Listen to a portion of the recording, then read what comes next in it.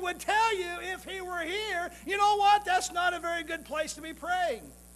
That's not a very pleasant place. That's not a very pleasant place. At first glance, it seems like a strange place to pray. It certainly would not be the place we would choose.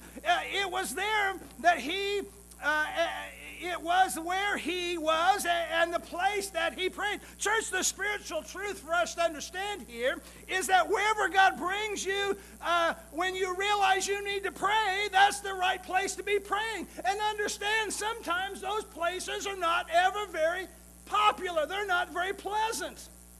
Unfortunately, we let ourselves get to that point when we should have been praying long before that point. You understand what I'm saying? The important thing is we come to that place of prayer. Wherever God brings you, when you realize it's time to pray, church, don't matter where it's at, it's time to pray. It's time to pray. That's the right place to pray. The thing we must remember here, Jonah is praying from the belly of the fish, of this great fish. Why? Because of what he chose. Because of what he chose. You understand what you hear what I'm saying? Many people today will try and say, you know what, it's not my fault. It's somebody else's fault. You understand what I'm saying? Our society today has this idea, it's somebody else's fault. It can never be my fault. I want to tell you, when Jonah got into that boat, I can almost guarantee you, he said, God, this is not my fault. I'm running this. You want me to go somewhere I don't want to go, and I'm not going. Do you understand what I'm saying? Jonah is praying from this fish's belly because of the choices he made. Because of the choices he made. How was it that he chose that, you ask? He chose that because he's trying to run from God's calling. He's trying to run from God's calling. Church, are you listening to me? Jonah's in the place that he is because he is running from God's calling on his life.